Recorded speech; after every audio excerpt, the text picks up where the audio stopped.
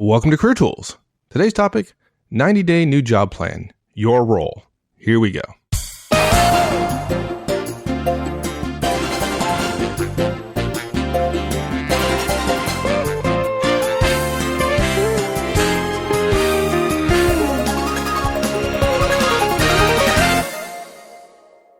What will you do in your first 90 days? That's our question that folks get quite often in interviews, right? Right. Yeah. Particularly at mid and more senior levels. Yeah. And many people get it wrong because they don't realize your first role is to strap in and listen and not change things. Right. We say fit in, right? That's what you ought to be doing. But interviewers, they really don't want to hear that, right? They want to hear about action. What are you going to do? Right. They ought not to ask the question about the first 90 days. They ought to say, what will be your first actions? What do you believe will be the first things you'll do? Right. And then you could say, well, the first things I'll do is this, without saying it won't be 90 days. So we do need to give people guidance when they're new in a job in the first 90 days about the plan. Right. And that's what this cast about in terms of your role. And we have three pieces of guidance. The first is decide on what your top priority is or is going to be. Now, to tell you the truth, that ought to be pretty obvious. But in my experience, for probably 70% of the managers in the world, it's not. People say there are so many things to do. Yeah, but the moment there are so many things to do, guys, there's not one clear thing. And I know so many managers have gotten so much trouble over the course of their lifetimes because they have made everything equal. And they got in trouble because they gave equal time to the most important one or two or three things. So decide what your top priority is. Secondly, determine what the rest of your unofficial job description is going to be. Not what the company says, but what you believe are the key things that will make a difference. And then last thing, and this is where, again, so many of us miss, and it's not a new job mistake, it's just a general mistake, a generic mistake of a lot of us as managers is we don't work out what our metrics are. And I got to tell you, there are a lot of jobs out there that they tell you to do X and Y and Z, and there are no metrics. And you're left to the feelings at the time of your boss. Now, look, if you're a great schmoozer, you can probably get by with that. But there are a lot of people who have gotten promoted because their boss liked them. And in fact, they didn't do the job well, but nobody knew it because there weren't metrics in place that were reasonable. If you don't have metrics, we recommend you create them. Yes, this increases your risk, but it also increases your visibility if you do well. Let's talk about our first point. And Drucker says this in The Effective Executive, right? Most of us, all of us, can really only do one thing, one singular thing well. And, there's a few people can maybe do two, but beyond that, you're that's yourself. not what Drucker says exactly. What he says is for executives, you have time to really make a difference in one area. And the problem is people think they have skills in a lot of areas. And so they want to apply themselves to all the places where they think their skills are above average or perhaps distinctive. But what Drucker is saying is the dispersion of one's time across a number of areas where one has strengths is wasteful to the organization. One must apply oneself. Look, it's Napoleon's dictum, mass at the point of decision. Right? In almost all of Napoleon's battles, he was about to lose virtually everywhere else on the battlefield because he starved those parts of the battlefield that weren't important to mass at the point that was. And if you win at the point of decision, the other points don't matter because you rout your opponent. But what most managers do is say, let's attack everywhere, full strength. Well, that ends up probably, particularly when it comes to military things where there's a 3-to-1 or some people say a 6-to-1 defender's advantage. You simply have to have so many resources that it's not even a fight if you're going to win. Right. You can't attack at full strength everywhere by definition. Right. Yeah. So maybe you're lucky. Maybe your top priority has already been assigned to you. Maybe in the interview process, you've been told the one thing we need to do around here is blank. Get the project under budget or get this contract sold or get the line up to 98% efficiency, whatever the case might be. If you know that's the main aim, at least in the short term, lucky you, you're a step ahead. Other times, though, and I think this is the majority of cases, and Mike, let's talk for a minute about your career. In my career, it was a number. It always was a number. But I was in sales and marketing. In your career, was it spread apart? Was it spread out? There were several things? Yeah, there were several things, but there were very clear priorities, and they were all measurable in terms of like an IT number of transactions processed or uptime, right? That's, in MCI, the systems I supported customer service and telemarketing, right? And you had, 14,000 reps sitting on the phone every single day using your data, right? And affecting transactions against your databases. And that was the most important thing. If the system went down, that's 14,000 people sitting there doing absolutely nothing. Well, no, they are doing something. They're collecting a paycheck during they're cursing me is what they're doing. So yeah, and they're collecting a paycheck. They're draining the corporate coffers. There right? you go. And I forget what the number was. It was millions a day, put it that way, in terms of cost. Because there's not only the cost of the people, there's the cost of lost sales, right? Right. Yeah. So there you go. It adds up. So look, for most of us though, it's more nebulous than being given one or two things. If a manager takes over a team of engineers, the team might have been delivering to the organization's needs for years, and there's no real problem to solve. Hey, these guys support the sales organization. The sales organization sells X to Y, and they basically provide technical data. They come up with custom solutions. They provide custom applications, whatever it might be, and it's on a case-by-case basis. On the other hand, a manager might have 50 problems to solve, and they're all urgent. There's two things to think about here, guys. First, remember Covey's priority matrix, which we love. Urgent isn't necessarily synonymous with important, and solving the important problem is often way more important in the long run than firefighting. And most managers, if they get in the role of firefighting, pretty quickly have trouble getting out of it, in part because it feels good to constantly fight fires and put them out.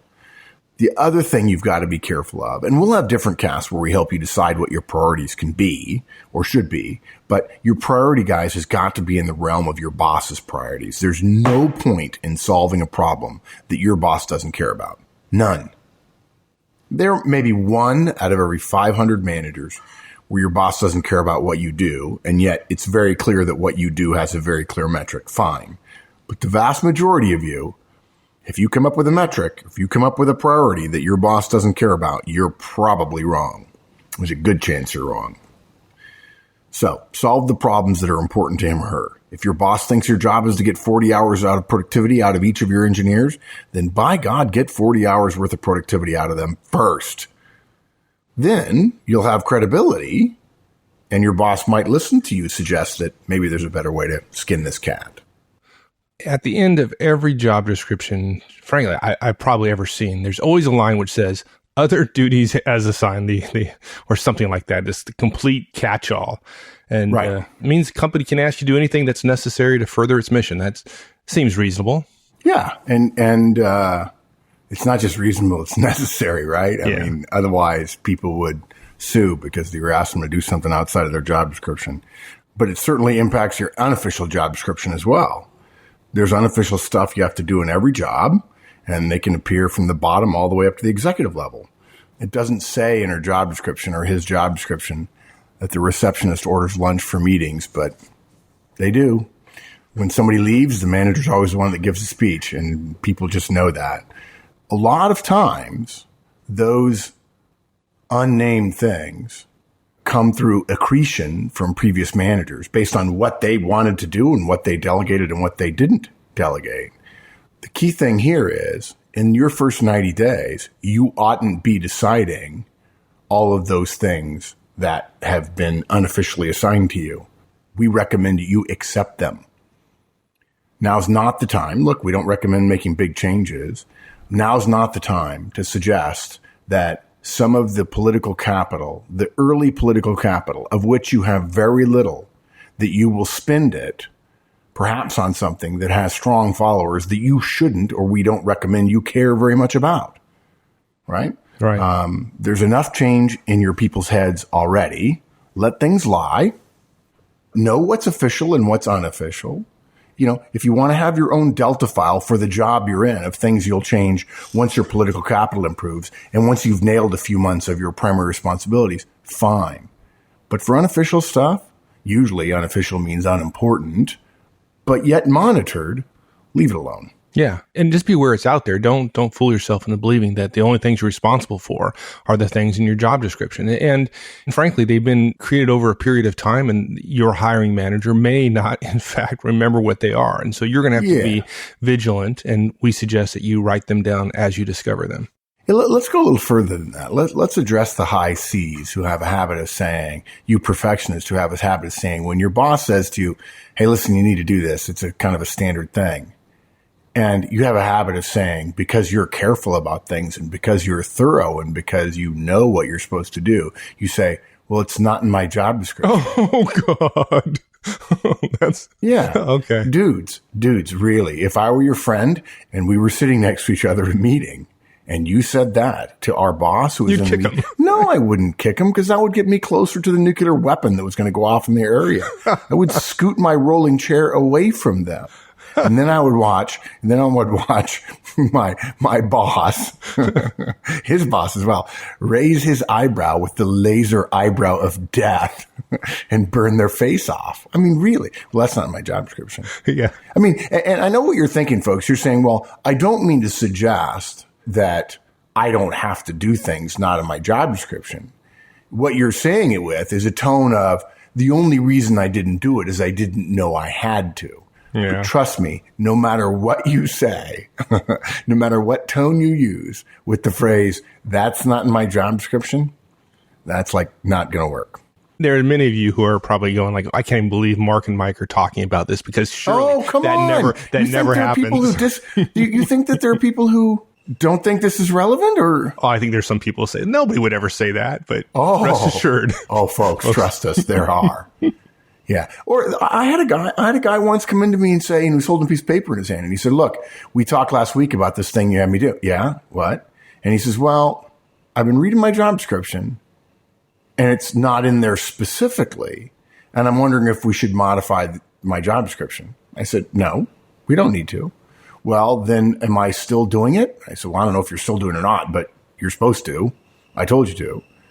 He says, I guess technically you could fall into this bit, everything else the commander tells you to do. I said, yeah, why don't we approach that from a technical perspective? I mean, I was like, you're kidding, right? That's your defense? I mean, it's literally like holding up a piece of paper and saying, if you shoot me, this will deflect your bullets. There you go. You know, wow. We've probably gone on too long about this, but folks, when you're in our business, you have to look for things to be amused about, because sometimes it's so painful that every once in a while you see something, it's just so bad, it's almost humorous. So yeah, excuse us.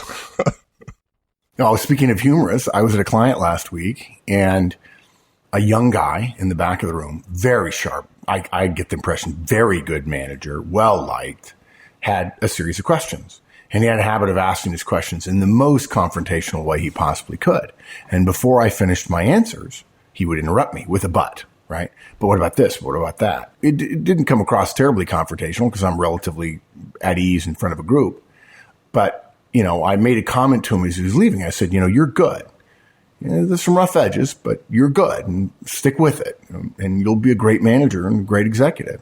And he immediately, before I could finish, interrupting me again, he says, rough edges? I said, yeah, every single time I answered your questions, you interrupted me with another question.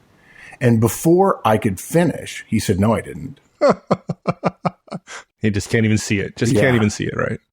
Yeah, So, but nicely, he sent me a note this week, and he said, I'm thinking about doing this change, and you seem like somebody who pays attention to things. What do you think I should do? So that was good. So it was amusement at first, and then it may turn into a nice relationship. Who knows? There you go. Awesome.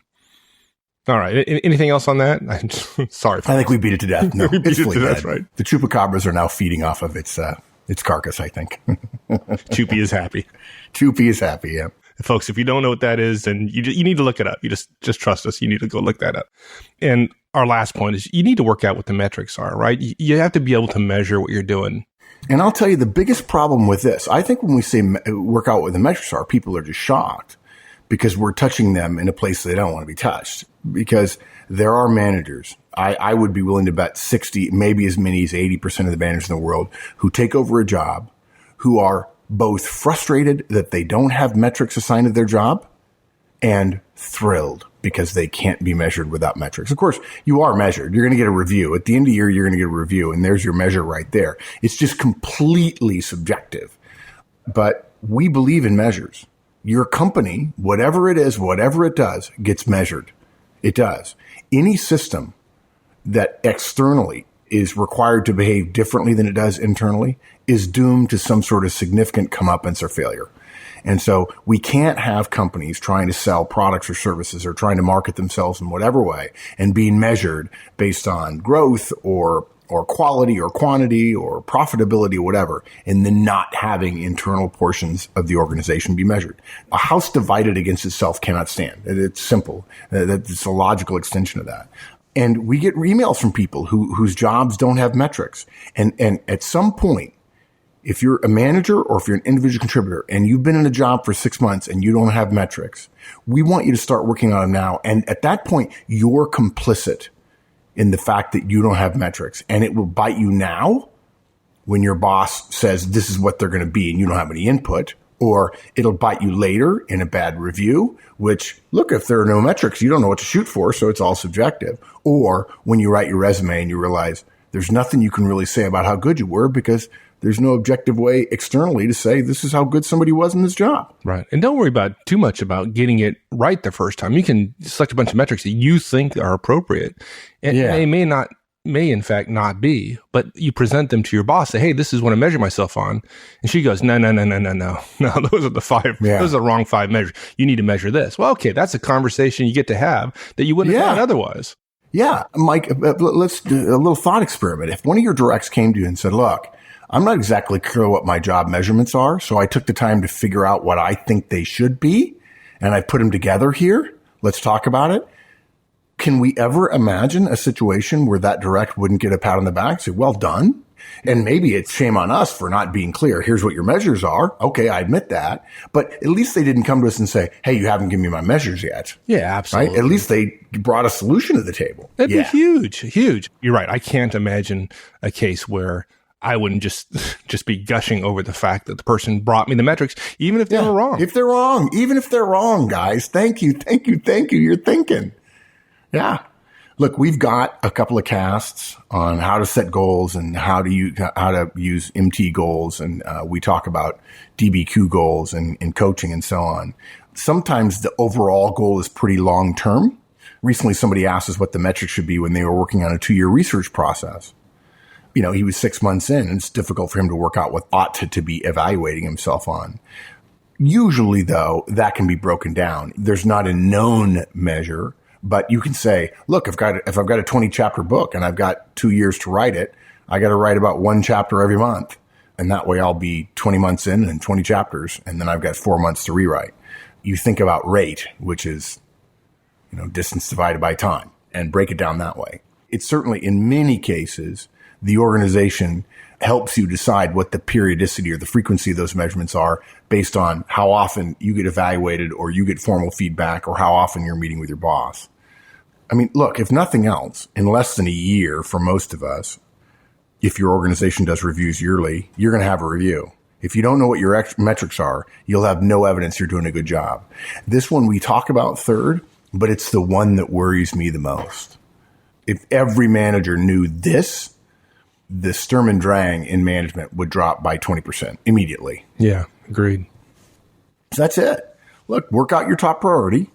Make sure you understand what your unofficial job description is, even if you may not be able to change it right away. But be clear about what those things are that are hidden between the lines. And by all means, let's get some metrics. And come to the forums. It's a great place to find out what other managers who probably have been in your role before were measured on. If it's not measured at your company, somebody is measuring it effectively, and the forums are a good place to start. In your first 90 days, we've said it before, beginnings are delicate times. The sooner you get a handle on this stuff, the sooner you'll begin to feel like you're starting to make traction. And traction is good. Yeah, folks, come to the forums. We've recently done some surveying of folks on the website, and one of the greatest benefits people talk about is the forums and like-minded managers who want to do well. And it's just a treasure trove of great information. Folks that are out there very, very willing to help. So take advantage of it. Yep. All right, my friend. Thanks. Thanks, Barter. All right, we'll see you. Thanks, everyone. That's it. We'll see you next week. In the meantime, have a great one.